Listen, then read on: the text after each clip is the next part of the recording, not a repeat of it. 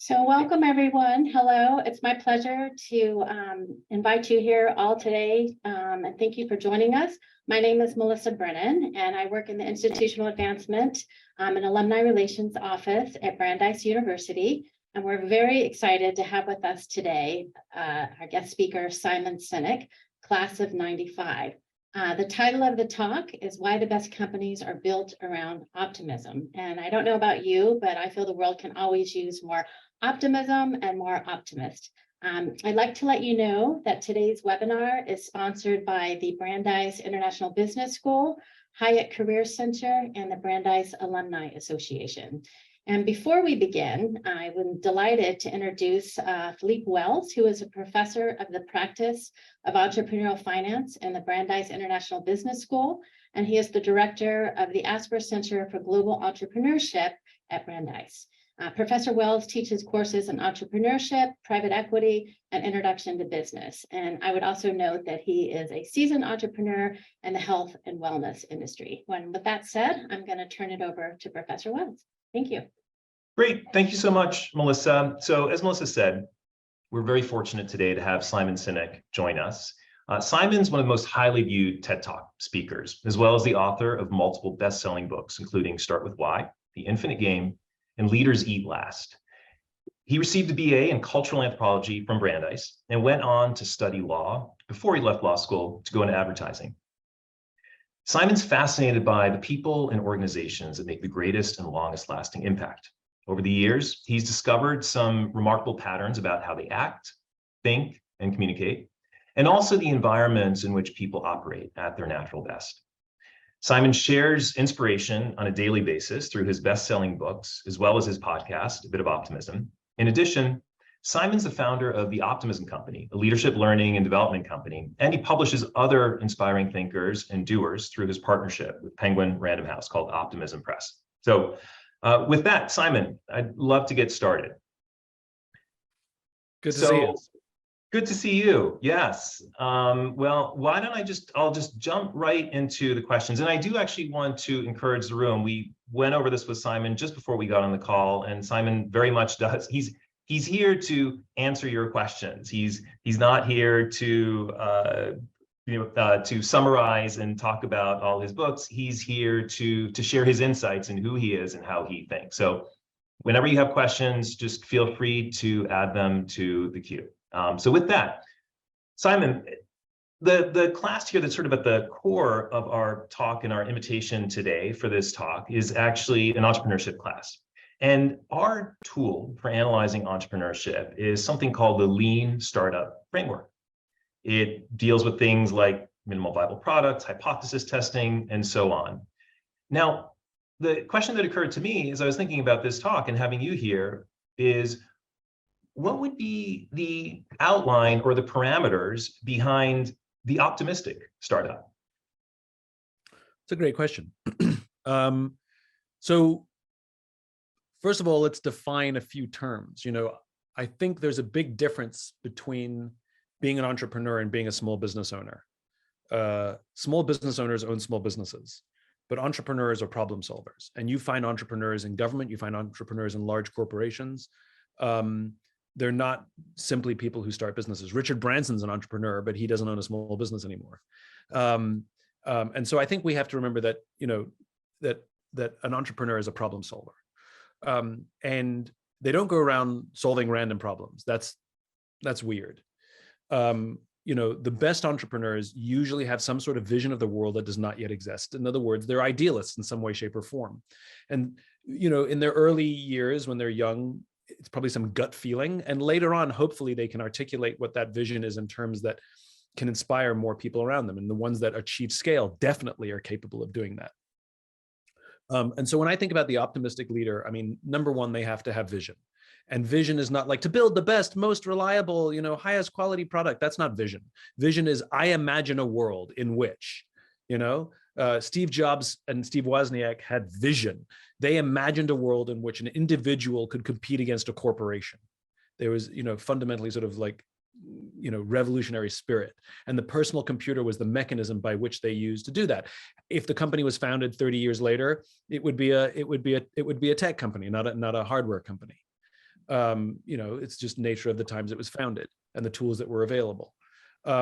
My own vision, I imagine a world in which the vast majority of people wake up every single morning inspired, feel safe wherever they are, and end the day fulfilled by the work that they do. Entrepreneurship comes in looking for the path that helps me move closer towards that vision. So for me, an optimistic entrepreneur is someone with vision and looking for the best tools to advance that vision. Great. Sounds good. So the next question I wanted to get into is you have this famous talk about the workplace and millennials, and I know you get asked as well about Gen Z in the workplace. Well, we have a lot of Gen Zers on this call, and actually what I wanted to ask you is how they should think about preparing for the workplace. So, this is a class, we're preparing them to think about entrepreneurship and how to, go out and innovate. How should they prepare more broadly for the workplace, given what you've set out as sort of some of the defining characteristics of the workplace today? So there was a great disservice that was done to capitalism over the course of the 80s, 90s, and 2000s. And that disservice was perpetuated by leaders like Jack Welch. And basically what they did is they made business in America more about value to a shareholder, an external constituent, over a customer or an employee. And remember, good old-fashioned Adam Smith capitalism, the kind of capitalism that made America great, the kind of capitalism that Thomas Jefferson studied. Thomas Jefferson owned all the volumes of Wealth of Nations. That form of capitalism believed in competition as a means of producing a higher quality product. We now live in a world where that's not really true. That when a company, for example, announces mass layoffs to meet some arbitrary financial projection, we see a stock price go up. This is a big problem. And many of the inherent deals that were made between a company and its employer, a company and the customer, used to be, that we will work tirelessly in our competitive spirit to make a better product from you. And we will work tirelessly to look after our people so that our people give back years of loyalty. And unfortunately, this young generation has grown up in a world where mass layoffs are so normalized, where they've watched their parents or their friends' parents be laid off through no fault of their own. It was not a meritocracy. Just because the company missed, like I said, an arbitrary projection. It's profitable, just not as profitable as we expected. So you get to lose your job as a result. So I can go back and prove to somebody that I balanced the books, even though I'm doing long-term damage to the culture of the company. And that deal was broken. That deal was broken, that I'm going to take care of you and you're going to take care of me. And so it's very funny to me that companies lament that this young generation seems to offer no loyalty to the company. When they have offered none for decades. And in the process of business becoming much more short-term, much more transactional, and the human element falling to the wayside, we've also seen a decline in a very, very, very specific skill set called human skills, right? I hate the term soft skills, hard skills and soft skills. Hard and soft are opposite. That means they work in opposition to each other, right? Hard skills, the skills you need to do your job, and human skills, the skills you need to be a better human being. And both of those are important to be a great entrepreneur and a great business person. And though we teach hard skills and we teach how to read a balance sheet and what a P&L is, and we teach all of these wonderful things, unfortunately, we started to treat people like something on a P&L. And what we have to do better is teaching human skills. Human skills include things like listening, like empathy, like how to give and receive feedback, like how to have a difficult conversation. These are vital skills in a modern day that we don't teach, which means our business leaders do not have those skills. And if you want to build culture, if you want to build trust, you need these skills. If you want to manage difficult times, you need to have these skills. Take, for example, what happened after the murder of George Floyd. And I saw this pervasive. The number of leaders after the murder of George Floyd do nothing. Not because they're bad people. It's because they were too afraid to have a conversation about race with their team fearing that they would say the wrong thing and accidentally inflame a situation or trigger somebody. So they chose nothing. And I don't fault them for it. What they're missing is a necessary skill set, how to have a difficult conversation. Hey, team, we need to have a difficult conversation. I'm afraid to have this conversation. I fear I'm going to say the wrong thing or accidentally trigger somebody. And I need your help because I'm going to fumble this. But it's more important that we have this conversation than not simply because I'm afraid. That's how you start a difficult conversation. That is a teachable, learnable, practicable skill set. So one thing that I would like to see more of in our university system to prepare young people as they enter the workforce, whether they choose an entrepreneurial path or not, is to be better equipped with these skills, because their companies, as of now, are doing a poor job of equipping them. And if they are going to be the future leaders, I want them to bring these skills to business to repair the capitalism and repair the damage done by folks like Jack Welch. Yeah, thank you. So we're starting to get a bunch of questions here in the Q&A. Thank you, audience, for putting the questions in. Encourage you to put in more. So this is kind of, I think you've already gotten to this. I mean, the question basically is, how would you recommend we begin teaching these soft skills? So human skills. They're exactly 2 points. One, they're not soft skills. Not and soft the at all. second point is, you said they're teachable. Maybe just talk a little bit more about what that would entail. So they are not soft. There is nothing soft about having a very uncomfortable conversation with somebody. So the question is, where do you start teaching? Well, there's plenty of a curriculum available, but it's usually in different departments. Go to the social work department. Go look at parenting education. There's tons of curriculum available, but we don't put it in the business school, and we need to. A course on active listening, for example. We are terrible listeners. We're good at screaming and yelling, and we're terrible at listening. The mere fact that there's even, it's even a thing, it's even a meme about how to get through Thanksgiving because of your uncle who has, opposite political views at you. And the best advice we get is don't bring up politics at the Thanksgiving table. That's nonsense. How about learn to have an uncomfortable conversation and learn to listen and understand someone's point of view when you vehemently disagree with them? And sitting down trying to convince them is not listening. Trying to understand and have empathy is listening. And when two people with opposing points of view can find common ground, that's where growth happens. And I'll give you a real life example from, in my life. I have a friend, she is from rural Tennessee, and we discovered over the course of our friendship just how divergent our political views and views on how the world works are. To the, she buys into some, conspiracy theories. And she and I went for a walk once, and we were talking about something, and I definitely thought, and I may have even said, how can you be so stupid? And she stopped in her tracks and said, you just called your friend stupid. And I realized, what have I done? I'm literally closing off any opportunity for constructive conversation here because I judged and accused, even if I think whatever theory she's buying into is not grounded in fact. I attacked her. And so I had to learn to take a step back and embrace empathy. And instead of trying to convince her that she was wrong or point out the facts that dispute her beliefs, I instead went on a journey of learning to listen and understand how she came to believe in the things she believes. And during COVID, we had many conversations that were diametrically opposed. And instead of attacking each other or trying to convince each other, we got really good at saying, tell me more about that. Where does that come from? And almost always I could find a fact or I could find a detail that says, you're absolutely right there. That is absolutely true. And the minute we could find common ground, all of a sudden we could build up from there. And she became much more open to some of the points of view I had as soon as I could affirm some element in what she had or find something I agreed with. And that skill of active listening is incredibly difficult, but immensely valuable in finding common ground. especially with people with different political points of view. But the point is you're going to have disagreements with people about what decision to make for the company.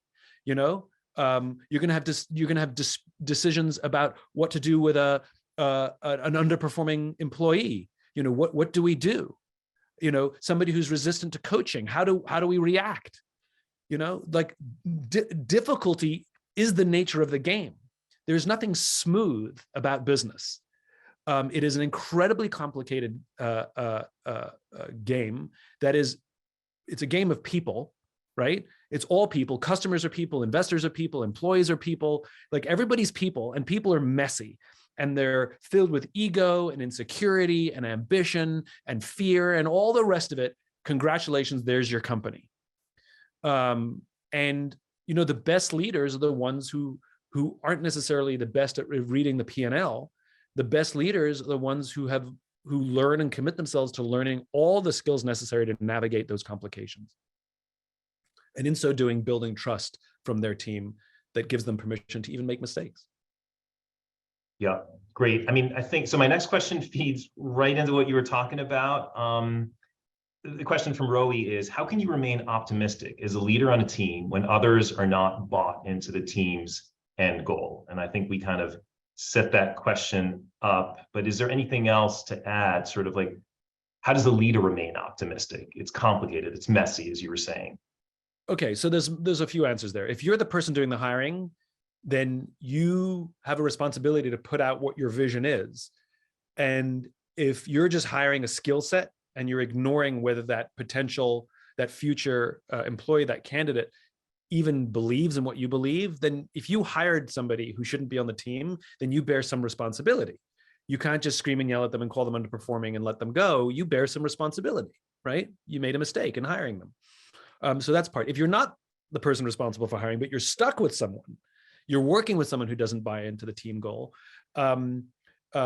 that shouldn't impact your optimism, right? It'll cause frustration, but let's be crystal clear what optimism is. Optimism is not blind, nor is it naive. It is not the same as blind or toxic positivity. Everything's fine, everything's good, everything's fine.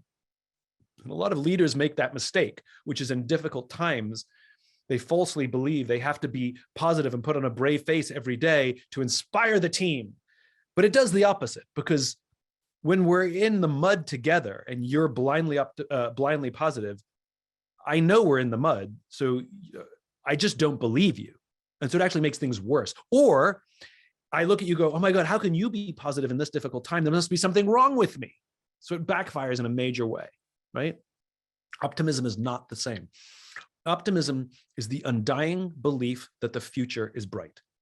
And you can stand in darkness and you can wade through difficulty and mud, and you can be honest about it. We are going through an incredibly difficult time.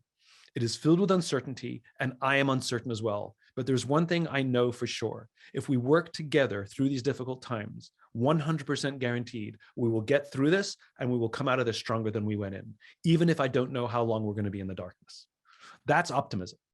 And no matter who's on the team who may or may not buy into the goal is not to obsess about the one or two people who aren't bought in.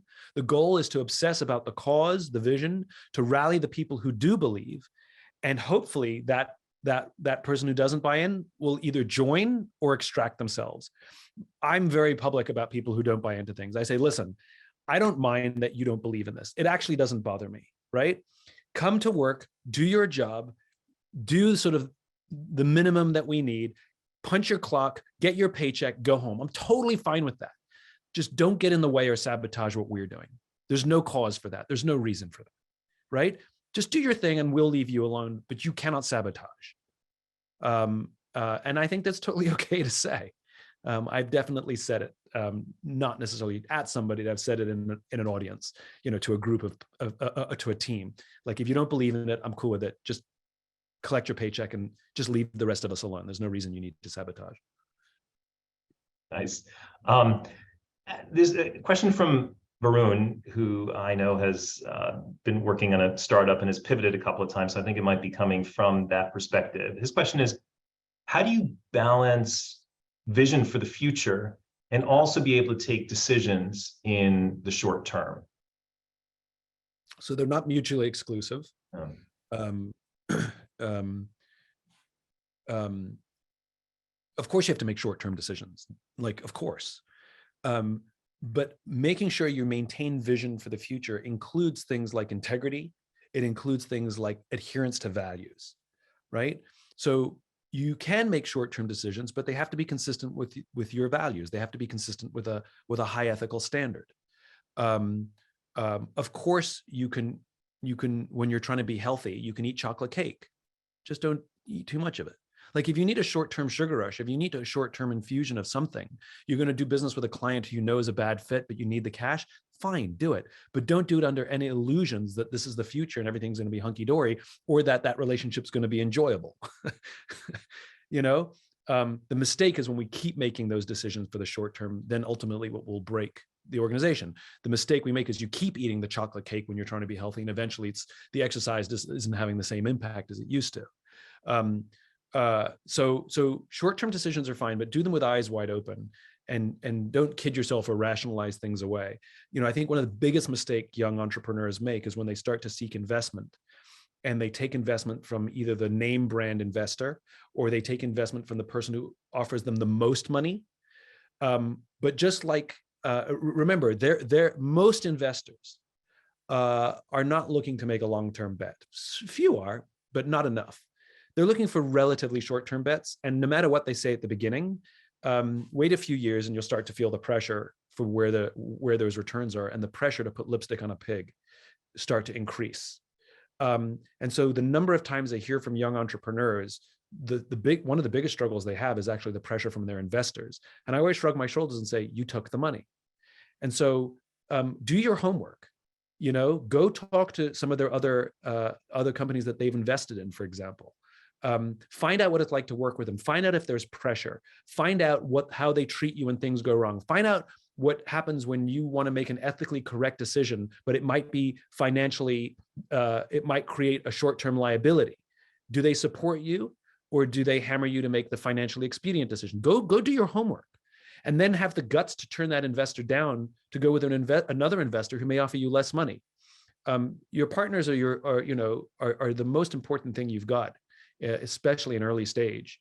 And so you know, long-term vision means staying true to my values, staying true to the direction I'm going, open-minded to how I get there, open-minded to changing the product, but remaining true to the cause I'm trying to advance. That's how you make short-term decisions. If you close off your mind to what the future looks like and to your values, your things aren't going to go well, or you will be very uncomfortable as you go down that path. Yeah. Well, speaking of path, we've got a question here from Sam, which digs a little bit into your past here. While training in cultural anthropology, was there one individual story or journey that really resonated with you? And how did their story impact your thoughts and ideas? What was that, when training in cultural anthropology? Is that what it was? Yeah. Well, she said ethnography, but I think it was cultural anthropology. So yeah. So I was a cultural anthro major, that's true, and I did study ethnography. There's no one story that really contributed, but you know, where a lot of my colleagues were interested in sort of, you know, some Amazonian tribe with, you know, 15 members left, you know, those kinds of cultures. I was always interested in Western urban culture. I was interested in the culture in which I live. And I did, you know, I did an independent study where I was in student government. I was the chairman of the allocations board back in the day. And so I don't even know if this is public, whoops. But I basically did an independent study simultaneously being involved in student government, where I was actually writing papers about all the leadership styles of the other people I worked with in student government. They don't know that. And I was learning about how insecurity, because I knew some of these people were my friends, right? How insecurity impacts leadership style. Sometimes insecurity makes us quiet and demure and, you know, obsequious. And sometimes it makes us bombastic and overcompensate. And I was fascinated by that it didn't come out in one flavor. So that was pretty impactful, to be honest, where I started at a very young age in college to recognize that how hard it is to tell someone's motivation based on their leadership style. You know, And it really made me fascinated and curious with how organizations work when they work. Well, it's all public now. To great benefit of our audience today. All right, well, here's a question from Anwar.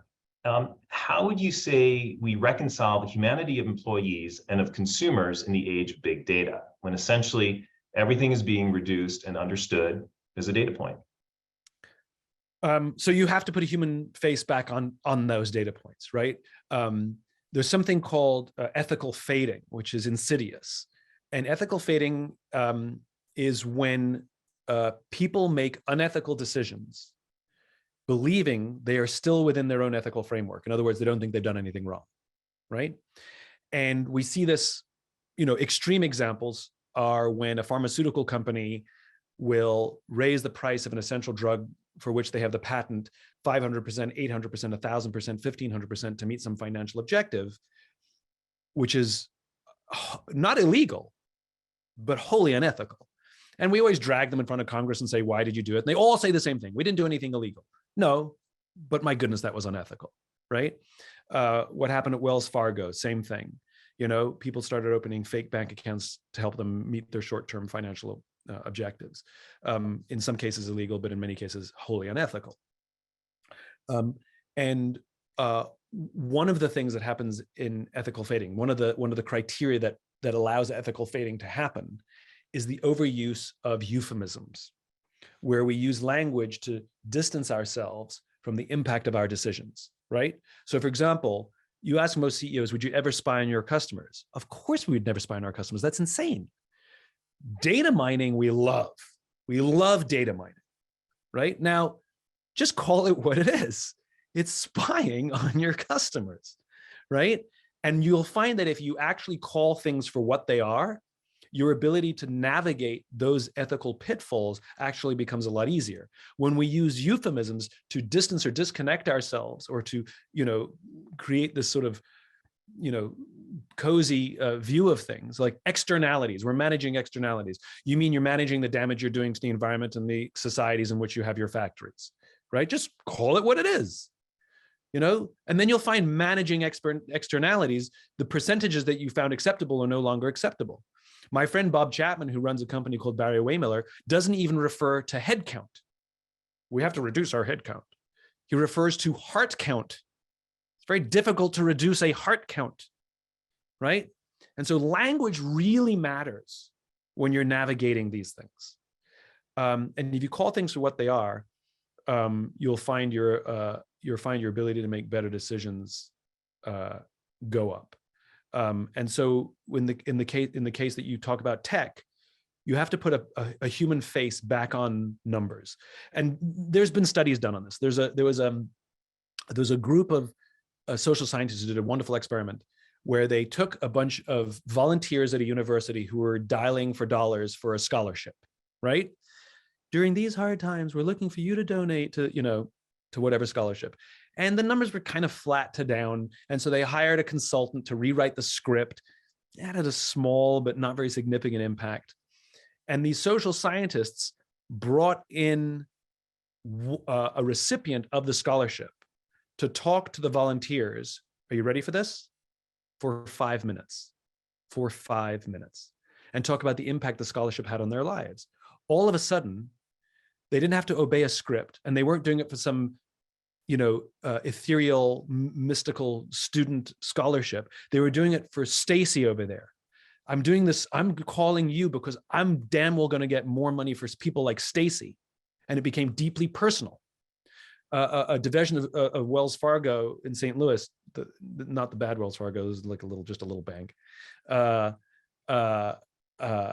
Same thing, their small business loan department, there's just dealing with numbers and creating, everything was a spreadsheet. And what they did is they brought in a recipient of the small business loan to talk about the impact that loan had on their life, and performance skyrocketed because they're now doing it for a person. So if you find that you have dehumanized the people you're supposed to be serving, bring in somebody who has benefited from your product or your service to talk to your employees and put a human face back on it. Letters work as well, not as effective, the data shows, as a human being, but it still has a positive impact. So you have to, as a leader, put human faces, not generic, real people, back to those numbers, humanize them, rehumanize them. It also may help you maintain higher levels of ethics as well. That's one of the reasons I think we have more unethical behavior, a lot of unethical behavior in companies, is because they're looking at spreadsheets and thinking that those are customers. Yeah. So this is another question here about sort of people and teams from Aiko. You mentioned the importance of building trust within organizations and relationships. For college students who are often in short-term groups, like a course project, what are some practical steps that we could take to foster trust and collaboration among those types of teams? And in parentheses, I just put together some teams that in this class will start to work on a project. So it's very timely. Yeah. So remember those human skills we talked about? Listening, giving and receiving feedback. You know, these are the opportunities for those skills to operate.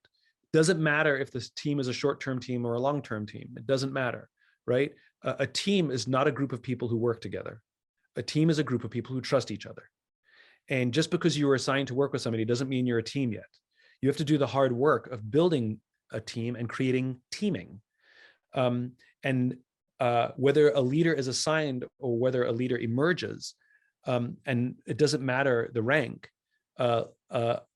a leader recognizes that they have a responsibility to see those around them rise. It's not about them and their glory. It's not about, I did all the work, you know?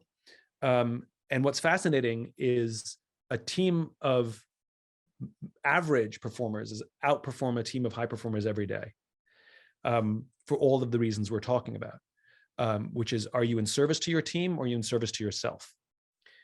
When I used to teach way back when, I did team projects, and the university advised me, because I made the teams, I didn't let them choose. I would put my top performers on one team. I'd put my bottom performers on another team, and then I'd spread out the average. Because my original instinct was to take my top performers and put one of them on each team, right? And the university said, don't do that. And so I followed the university's guidance, and I put all my top performers on one team. And literally, as I announced the teams in the class, the rest of the class were like, come on, like I'd stacked the deck. My top performers never, ever, ever got the best grade for their group projects. Never. My top performers spent more time in my office going, but I'm doing all the work and that person's not doing the work. And is it going to affect my grade? And what happens about my grade, me? The average performers, because they knew that they were middle of the pack, they worked together a hell of a lot better. And they always, every year, outperformed the top team. Every single year, because they were devoted to their team rather than themselves. They were more concerned about each other's grades and the group grade rather than my grade. And so that's part of teaming. It's showing up for the team and service to the team, not worrying about the disparities of who's doing more or less work. It doesn't matter, right? If somebody's doing less work, then brush them aside. Like, so what? And they're going to get your grade. That means welcome to life, you know? Yeah, it's unfair. Yeah. Congratulations. Yes, it's unfair. You did all the work and they got a good grade. What do you care about them? Worry about yourself, right? And so this is what teaming is. The hard work of teaming is actually the hard work of learning to build deep, meaningful relationships. And I guarantee you, if you can learn the skills to be a better listener, a better team player in your group project, you will find weird things happening in your friendships and your relationship with your parents and your siblings and your girlfriends and your boyfriends, which is, you'll notice that those relationships are getting better too, because the skills are human skills and they're transferable professionally or personally. Yeah. So the next question, again, overlap here. It's an anonymous question. How can you teach others to tell apart projection from objective reality on a team? And then I think this is a separate question. Is emotional intelligence teachable? And so now, yeah, just how can you teach others to tell apart projection and objective reality? Because I think some of what you're saying was related to that. And then this other point, is emotional intelligence teachable? So how can you, the first question is a complicated one, because define reality, right? You know, belief is a powerful thing. And we are emotional animals. We are not rational animals. We do not make decisions rationally. We are deeply driven by fear and ambition and ego and insecurity that make our decisions for us. Often, even people who think that they're rational aren't rational, you know? And so when you talk about, convincing people to tell the difference, no, it's misunderstanding how this stuff works. Your job isn't to convince anybody of anything. Your job is to understand where they're coming from. Your job is to understand their worldview. Your job is to make them feel seen and heard and understood. Your job is to have empathy, not convince, inspire, invite. Those are words of leadership. And sometimes if you have to allow people to go on their own journey. And if you have a different view of the world that you think is a good way for the world to be, then learn to invite people rather than exclude people. Learn to listen to people. It's one of the biggest coups of my own work. Now, I wasn't the first person to talk about purpose at work, right? But when I started talking about it all those years ago, talk about purpose at work sounded like some hippy dippy crap. And I didn't use those words. And I refused to use the words vision or mission because there's no standardized definition of what vision or mission are. And everybody had different definitions of what they are and which one comes first and which one is subordinate. And so you end up just having semantic debates, which is pointless. And so the coup was that I changed the language. I called it the why, right? Because I talked to people who believe vision came first. And I said, well, what's vision? They said, well, it's why we get out of bed every day. And I talked to people who believed mission comes first. I said, well, what's mission? They said, well, it's why we do what we do. And I talked to people who believed brand came first or purpose came first or whatever language for the same thing. And they all had the same definition. I said, great, we'll call it the why. Now we can all agree. And the coup was I found language that invited people, rather than me standing trying to convince people. And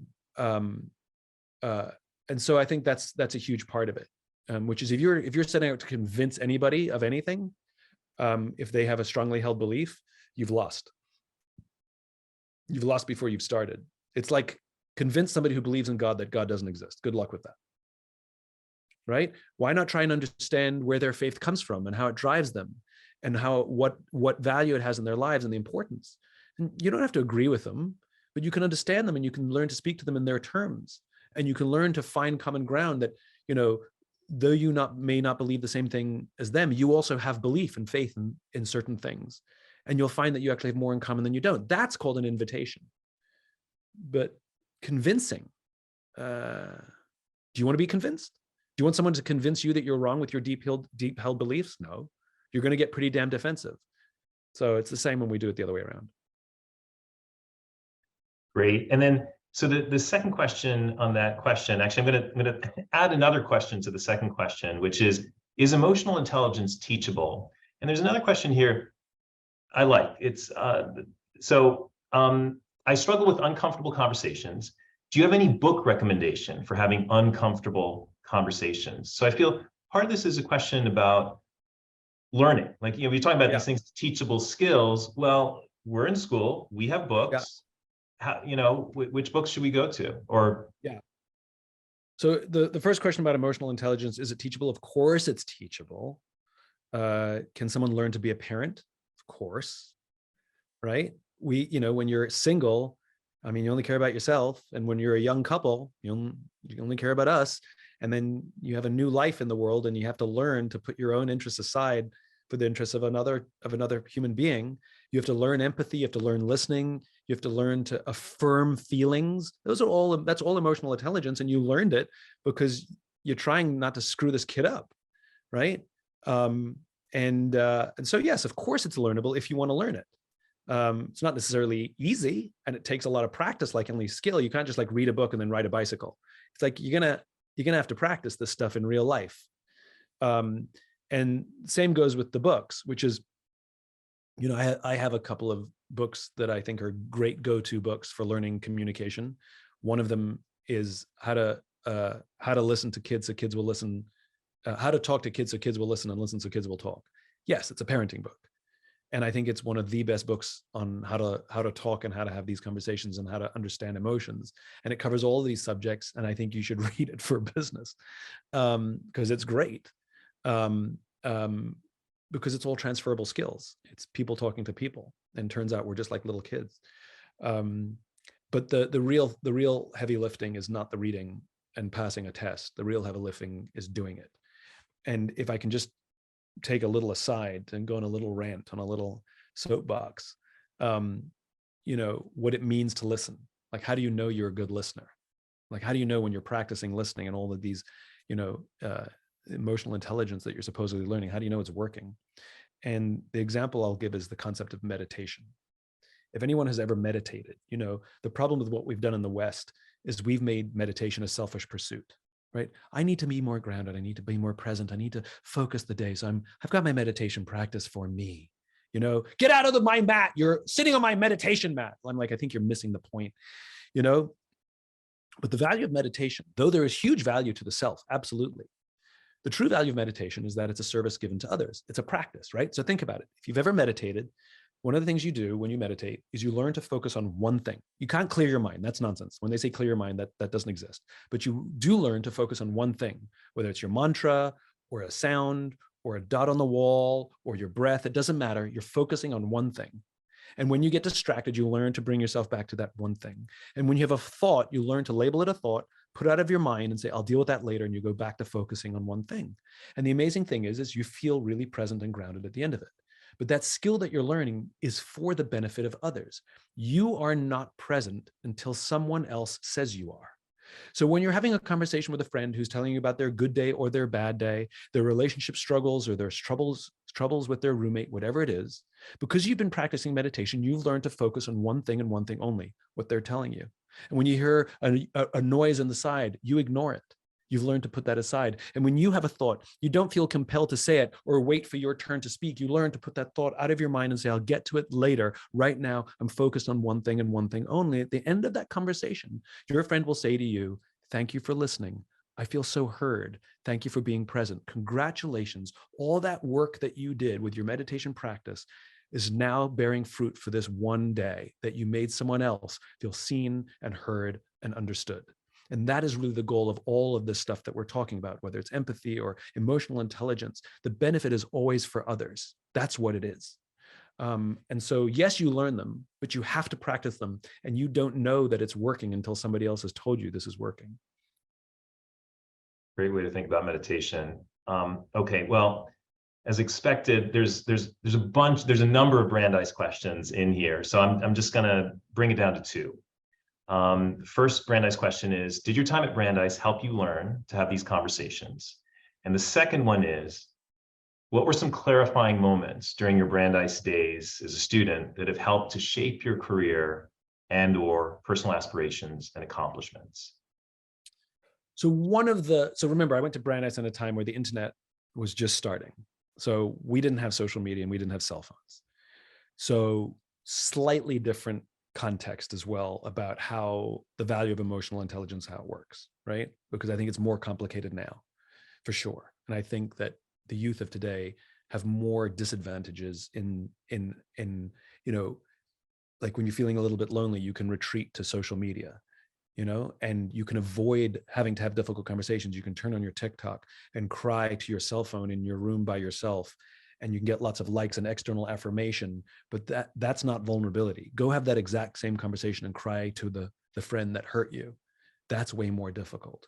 And I think we avoid those conversations because it's just easier. And I think on balance, not exclusively, but on balance, we see a younger generation that's very afraid of being uncomfortable. They like to avoid discomfort on balance. And so one of the things that I learned at Brandeis was being uncomfortable. I've got a roommate for the first time. I had a roommate who I signed up to live with a non-smoker. Okay. My roommate signed up to be with a non-smoker. Turns out my roommate was a smoker who didn't want to live with a smoker. You're an asshole, right? So now I got to live with a smoker, right? I had to learn to live with that. I had to learn to live with a roommate that used to screw with my stuff because he thought it was cool with his friends. And so like he'd just screw with my stuff. And so I learned to not believe in revenge. right? I learned not to believe in revenge. And the reason is simple, is because when we did have a fight, I could say, you did this and this and this and this, and he couldn't say anything because I don't believe in revenge. I didn't do anything back, right? I learned that skill because of my useless roommate my freshman year at Brandeis. I had to learn it. It was a survival mechanism. Otherwise, I'm going to be screaming and yelling all the time, right? And I'm going to, two rights don't make a wrong. I had to learn that too, right? But one of the best lessons I learned at Brandeis, and one of the great things about Brandeis, as a relatively small school, you have relatively small class sizes, and more importantly, you have very, very small student to teacher ratios. You know, our classes are taught by professors. You go to Harvard, they're going to be taught by TAs because all of the good professors go work with the graduate students, right? So you get access to brilliant, brilliant people in small class sizes. This is amazing. This is a gift. And one of the things that I learned was that I am allowed to disagree with someone who has more degrees and more letters at the end of their name than I do, as long as I can make a constructive and respectful argument. Screaming and yelling is not the way I disagree. Telling somebody that they're wrong is not the way I disagree. But mounting an argument in a respectful way is something I learned at Brandeis. So I would have the emotion to disagree, but I had to learn how to disagree in a constructive way. Very grateful to Brandeis for giving me that, and that I could do it in these small class sizes where I could talk directly to the authority. So super grateful for a lot of the human skills that I learned at Brandeis. And I think one of the great things that we learn in college, whether, there's a lot of debate whether college is useless or not in this modern day and age. And yes, I mean, the studying part may or may not be useful. But it's a halfway house to the real world, and I think that you're learning to transition to adulthood. You're learning to transition to independence. And most importantly, you learn to think critically, where college is very different than high school. And the way professors talk to you and the way you can talk to your professors is very different than high school. And critical thinking is the thing you need to do. And you're talking to professors who don't necessarily know the answers themselves. In high school, they know all the answers, right? And so it's about problem solving. And that's really hard when sometimes there is no right answer. That's even harder. You're doing work in your category where sometimes there actually is no answer. And so what you're teaching is how to think, not what the answer is. And that skill, how to think rather than know the answer for the test, is more valuable in my life than pretty much anything I've ever learned. Yeah, thank you. All right, this could be a tricky question. So this is from Izzy.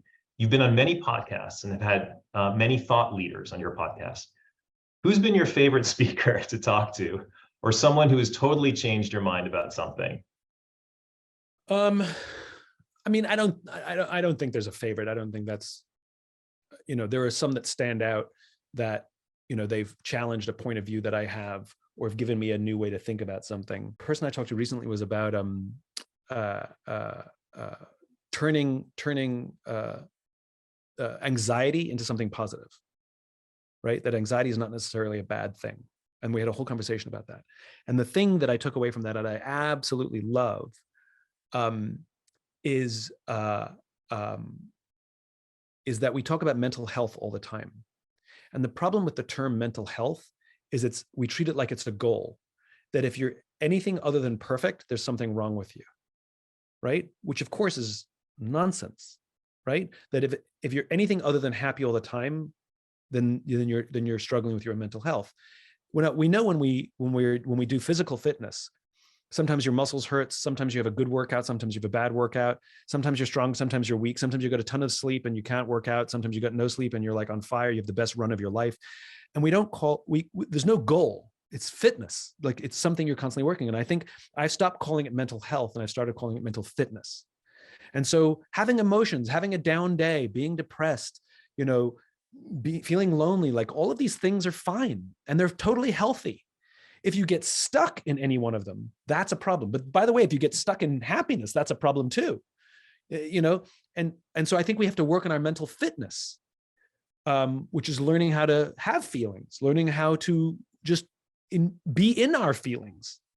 Because I think we've set up an unrealistic expectation for ourselves that if you have a negative feeling, there's something wrong with you. And if you have a negative feeling, it turns out you're human. And I think the biggest skill that's lacking in all of that is learning how to ask for help. That when we do have negative feelings, where the first thing we should be doing is reaching out to a friend, we don't. And I have a rule with my friends, and all my friends know this, which is no crying alone. And I've had some people who are well-known entrepreneurs who, many of your class will know. And we've had experiences where the phone rings and they say, "Can I talk to you?" I go, "Of course, what's going on?" And they start crying, because that's the rule, no crying alone. And we lean on each other very, very heavily, because none of us is stupid enough to believe we can do this thing called life or entrepreneurship or career by ourselves, which is not that good, not that strong. And so talking about anxiety, that episode really helped frame some of the stuff that I work through. Yeah, thank you. So here's a question about tying some of these things in very much to what's going on in society at large. So question is, when starting the curve, how did you persuade the police and sheriffs to share their opinions and cooperate to improve the policing culture? And statistically, in your opinion, how has the curve changed the profession of policing in America? So thanks for bringing that up. So the Curve is a charity that I founded that is devoted to modernizing policing today and evolving their cultures from the inside out. There's a lot of pressure on the outside to change policing, but there needs to be more pressure. There needs to be more work from changing policing from the inside of the organizations. So going back to all the conversation we've already had, I didn't convince anybody of anything. I talked about what I believed. I talked about what I stood for, and chiefs and sheriffs came to me and said, "Hey, we've been using Leaders Eat Last to help completely change our policing organization based on your work. Thank you." And I said, "I'd like to learn more." And so my work served as an invitation. My work served as a lighthouse. My public words and how I believe organizations should operate attracted the right kinds of police chiefs and sheriffs. And so all of the founding members of the Curve are chiefs and sheriffs from across the country, Republicans and Democrats, from across the whole country, who we share a common value set, even though we may see the world differently. And we all are devoted to teaching the skills of leadership inside policing, which are desperately, desperately lacking. Leadership inside the policing profession is about 20 years behind. That's how bad it is. And so that's where we're starting. We're starting with some of the basics, like what is a leader, and promoting people because they're good leaders, not because they passed a test. It's the more I've learned about it, it is an unbelievably complicated problem. There's 18,000 police forces in the United States, of which the vast majority are fewer than 75 cops. So most of them are pretty small agencies. And there's no national police chief. There's no one person who'd be like, "We're going to change policing like this." It doesn't exist. There's no national standards. There's no national standards for training. I mean, it's a madhouse. And so the reason we're called the Curve is because we're leveraging the law of diffusion. We're looking for all those early adopter chiefs and sheriffs to create a critical mass that we can change the whole profession. And so when the question asked is, what impact have we made? The cool thing is we're gaining momentum, and more chiefs and sheriffs are reaching out to us saying, "I want to do something different. This isn't working. I don't know where to start. Can you help?" And the fact that they're open-minded to something different and new is hugely inspiring. But the challenge is astronomical in its scope and complexity. So I think this is our final question. So the previous question. And if somebody wants to learn more about the Curve, check out thecurve.org, thecurve.org, and you can read about my philosophies on policing and what needs to be done. And any support you want to give, you want to volunteer and help out, I'll take it. Awesome. So this question, I feel, flips it, not takes it out of policing, but flips it. The Curve, the sheriffs, the leaders, the chiefs, is what you just talked about. The question here is, as a young person in the working world, I'm frustrated by how often the ego of leaders gets in the way of positive change within organizations. How can employees influence leaders who may not see the issues with their decisions, but are also not open to feedback? Okay, you're not going to like my answer. And you'll notice a consistency in all of my answers. You cannot change their point of view. right?